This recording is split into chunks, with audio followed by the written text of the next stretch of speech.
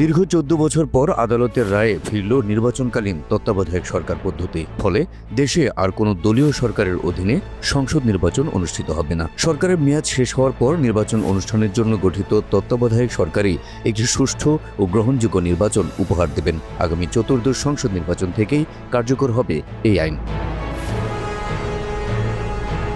এই রায়ের পর তাৎক্ষণিক প্রতিক্রিয়া জানিয়েছে বাংলাদেশ জাতীয়তাবাদী দল বিএনপি, জামায়াতে ইসলামী সহ বিভিন্ন রাজনৈতিক দল ও সুশীল সমাজের প্রতিনিধিরা। তারা নির্বাচনকালীন তত্ত্বাবধায়ক সরকার ব্যবস্থা পুনর্বহালের এই রায়কে ঐতিহাসিক এবং যুগান্তকারী বলে উল্লেখ করেছেন। এ নিয়ে বিএনপির সাবেক আইন বিষয়ক সম্পাদক ও সুপ্রিম কোর্ট আইনজীবী সমিতির সাবেক সভাপতি অ্যাডভোকেট জয়নুল আবেদিন বলেন, আজকের রায়ে যে শুধু বিএনপি খুশি হয়েছে এমন নয়, আজকে পুরো জাতির জন্য এটা ঈদের দিনের মতো আনন্দের দিন। যে দেশের মানুষ এতদিন ভোট দিতে পারেনি, তারা এখন ভোট দিতে পারবে। আরএফএল এসডব্লিউআর পাইপই মাকে যা বলে তাই দেয়। RFL SWR pipe and fittings.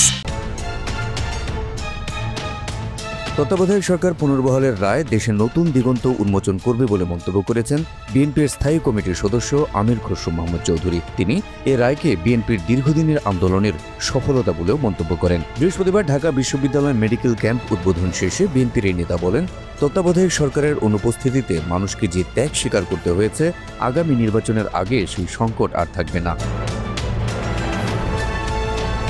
এদিকে তত্ত্বাবধায়ক সরকার পুনর্বহালের রায় ঘোষণার পর তাৎক্ষণিক এক সংবাদ সম্মেলনে নিজেদের প্রতিক্রিয়া জানিয়েছে জামায়াতে ইসলামী বাংলাদেশ। এ রায়কে স্বাগত জানিয়ে দলটির সহকারী সেক্রেটারি জেনারেল এহসানুল মাহবুব জুবায়ের বলেন, এই রায় নিরপেক্ষ নির্বাচনের নতুন যুগের সূচনা। দেশের জনগণ দীর্ঘদিন ধরে এই ব্যবস্থা প্রত্যাবর্তনের অপেক্ষায় ছিল। এ রায় গণতন্ত্রকে শক্তিশালী করবে এবং জনগণের ভোটাধিকার নিশ্চিত করবে বলেও মন্তব্য করেন তিনি। জামায়াতের এই নেতা বলেন, বিগত নির্বাচনগুলো ইতিহাসে কলঙ্কিত নির্বাচন হিসেবে চিহ্নিত হয়েছে। আজকের এই রায়ের মাধ্যমে গণতন্ত্র তার ইতিবাচক ধারায় ফিরে আসবে।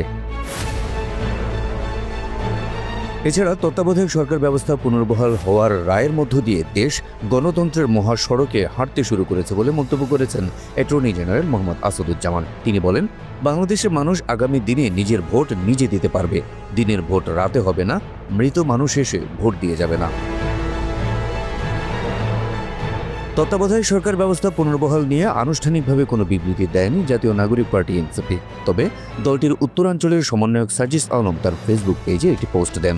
সেখানে তিনি লিখেন, তত্ত্বাবধায়ক সরকার পুনর্বহাল চালু হবে পরবর্তী সংসদ থেকে।